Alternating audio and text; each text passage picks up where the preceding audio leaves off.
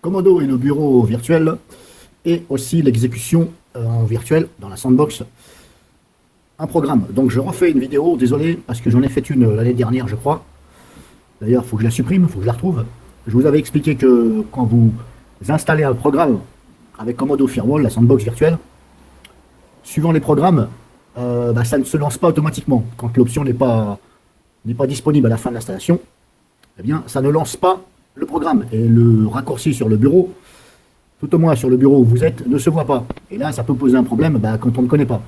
Et c'est pour ça que je me suis fait avoir, en toute honnêteté, je l'avoue. Donc, j'ai trouvé comment il fallait faire. Donc, je vais vous faire voir tout ça. Je vais dans mon disque où j'ai téléchargé, donc, ici, Ultra Defrag, qui est un logiciel de défragmentation. Il est là. Donc, je vous rappelle, j'ai installé, moi, ici, Comodo Antivirus. Voilà, ici. Alors, désolé, des fois, ça fait un peu du flou. Donc, je me mets ici.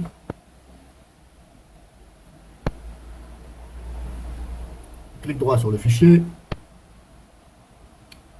Et ici, on a exécuté avec Comodo, container, la sandbox. Alors, désolé, des fois, ça fait du flou parce que c'est pas l'idéal quand vous filmez avec un smartphone sur un écran de PC. Donc, je vais le lancer dans la sandbox ici, dans le container, dans la boîte. C'est dans une... Ça isole, si vous voulez, l'exécution de ce logiciel, ça l'isole dans un dossier qui est sur le PC, mais ça ne sort pas du dossier, donc ça ne risque pas de nuire à vos fichiers. Donc là, maintenant, je peux fermer la fenêtre derrière une fois que je l'ai lancé. Donc ça, vous avez cette fenêtre-là qui appartient au logiciel. Hein. Là, ça, c'est l'installation. Et le liseré vert autour, ça vous signale qu'il est bien dans la sandbox. Voilà. Si vous ne voyez pas le liseré vert, c'est peut-être parce qu'il y a un problème. Donc ici, j'exécute. Je fais comme si j'installe le programme, en fin de compte. Sauf que je ne l'installe pas. C'est pour vérifier avant s'il n'y a pas de choses bizarres. Ou tout au moins pour essayer. Donc là, je fais comme si j'installais le logiciel. Donc là, next. Ici, il faut prendre accepter les conditions, etc. Blabla, voilà, moi je ne lis jamais. Hein. Hop, j'agrée. Ici, on est là. Next. Ici, vous avez des options que vous pouvez choisir. Je vous invite à choisir. Quand vous installez un programme, si vous pouvez choisir les options, vous le faites. Documentation, par exemple. Moi, je m'en fous, je veux pas de documentation. Vous décochez. Contexte menu handler. Contexte menu, je m'en fous. Ici, on a les shortcuts, c'est-à-dire c'est les raccourcis. Les icônes raccourcis. Moi, star menu icône, menu démarrer, j'en veux pas. Il me propose desktop icône sur le bureau, je le laisse. Et il me propose aussi de me faire un raccourci du lanceur dans la barre de lancement rapide. Moi, j'en veux pas. Je mets simplement un raccourci. Je laisse cocher donc desktop icône sur le bureau. Hop, c'est bon. Et là, j'installe. Donc là, ça installe le logiciel, mais si vous voulez, il n'est pas installé physiquement sur votre PC, il est dans une boîte. Voilà, c'est comme si c'était une boîte qui isole de votre système. C'est fait exprès justement pour regarder s'il n'y a pas de choses bizarres, etc. Bon, bref, donc là, vous voyez, on est là. Ici, l'installation me dit, hop, c'est fini, completed. Donc là, je n'ai pas le choix que de cliquer sur Next. Vous voyez ce que je veux dire? Je n'ai pas de bouton qui me dit lancer le programme. Donc là, je fais sur Next. Ici, pareil, je n'ai pas d'option ici, lancer le programme. Qui habituellement c'est pré-couché. Vous avez une petite case, c'est marqué lunch, programme, je sais pas quoi. Donc là, on ne l'a pas. Donc là, si on clique sur fini, hop, tout se ferme, et puis vous restez comme ça. Et puis là, il n'y a rien qui se passe, puisque Comodo, si vous voulez, lui, il se fie au logiciel. Si le logiciel n'a pas l'option pour lancer le programme, Comodo ne va pas le lancer automatiquement. Est-ce que c'est bien ou pas bien de la part de Comodo? Je n'ai pas à faire de jugement là-dessus. Après, un petit jugement, éventuellement, moi je dirais que c'est mieux que Comodo anticipe, c'est-à-dire qu'il lance le programme, puisque on vient de le faire, la personne qui le fait, bien entendu, c'est pour tester. Donc, d'un côté, je dirais oui, ce serait bien que Comodo fasse en sorte que le programme se lance, parce que de toute façon, il est dans la sandbox, là, il est isolé, donc ça ne risque rien. Donc là, ce qui se passe, vous êtes comme ça.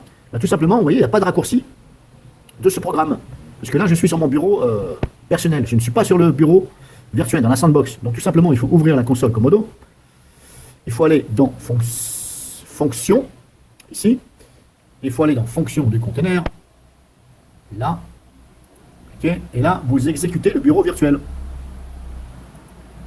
Là, il me dit, hop, ici, je vous laisse lire. Moi, je m'en fous, je ne veux pas de Comodo Dragon, je ne veux pas de Microsoft machin. Moi, je dis non, j'en veux pas. Et ça fonctionne quand même. Bon, malgré le message, vous avez vu, ça fonctionne quand même.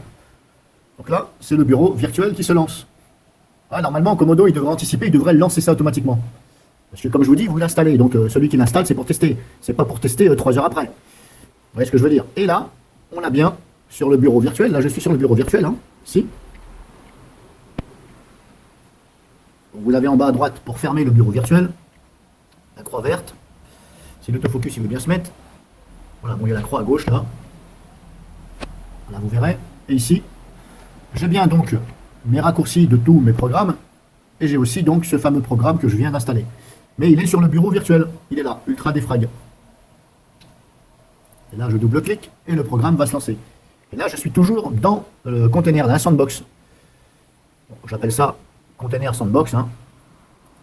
Bon, là, le pare-feu il se déclenche parce que le programme veut se connecter à Internet. Moi, je vais dire non. Donc là, vous avez bien la possibilité de tester le logiciel. Voilà, en fin de compte, c'est pour tester le logiciel. Voilà, ça vous évitera de l'installer et de devoir le désinstaller. Et éventuellement, ça laisse des résidus, etc., les clés de registre. Et puis des fois, on n'arrive pas à le désinstaller parce que, voilà, soit il y a un problème, ou soit le programme il est fait en sorte pour vous faire chier pour le désinstaller. Ou alors, quand vous le désinstallez, ça c'est encore plus agaçant, c'est qu'il vous propose des autres choses en même temps que vous voulez le désinstaller. Donc, autrement dit, il veut vous tenir la manche. Donc là, on a bien le programme, mais qui est en virtuel. Donc là, ça ne risque pas de nuire à mon système. Donc une fois que vous avez fini, tout simplement, vous fermez le bureau, hein, ici en bas à droite, avec la croix.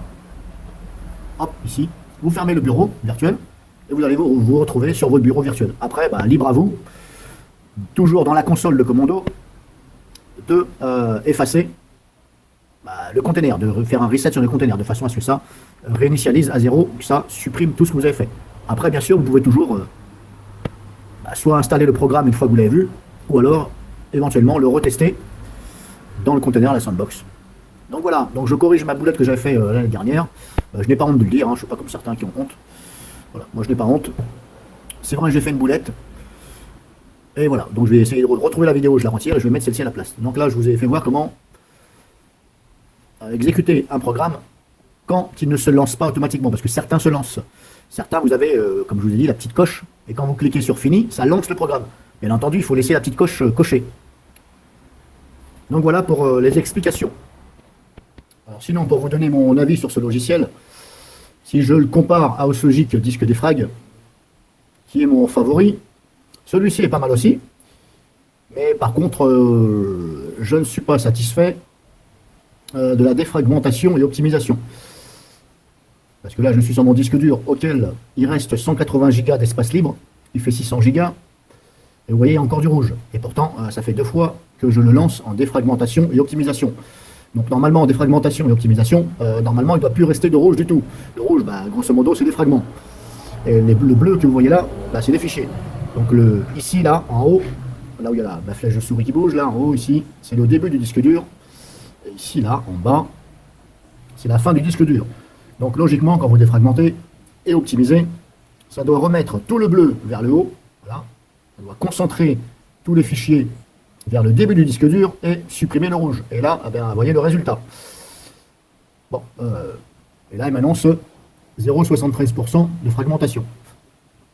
Si je prends maintenant Oslogic Disque Defrag, il est où le petit il est là-haut, je vais le lancer. Alors, je vais comparer avec Oslogic et vous allez voir que, donc là j'ai sélectionné mon disque dur de stockage pareil. Normalement, ça doit correspondre à peu près. Si je fais analyser, et vous allez voir que c'est kiff-kiff, c'est pareil. Donc, vous voyez, il y a autant de rouge. Et pourtant, voilà. Et là, il me dit fragmenté. Hop, ici en haut, 33%. Voilà, ici. Donc, voilà, ce sont des logiciels gratuits. Il y a des versions payantes. Maintenant, est-ce que c'est du fait que c'est parce que vous l'utilisez en version gratuite que ça ne défragmente pas totalement à 100%, du fait que là, pour vous pousser à la version payante, c'est possible. Voilà. En tout cas, bon après, c'est comme ça, il faut toujours essayer, mais pour l'instant, ça fait mon deuxième disque dur que apparemment ça ne veut pas défragmenter et supprimer complètement le rouge, même en ayant pris l'option défragmentation et optimisation, et même sur un reboot PC, c'est-à-dire qu'avant que Windows se lance, ça défragmente. Mais je l'ai fait 2 fois, 2 tentatives, et pareil, comme je vous dis, c'est peut-être à mon avis, c'est presque sûr et certain que c'est parce que c'est les versions gratuites et voilà, faut pas trop en demander non plus. Mais sinon, pour vous recommander Ultra Defrag, je vais dire oui. Autant Ostlogic que Ultra Defrag, je vous dirais oui. sbldvid youtube.com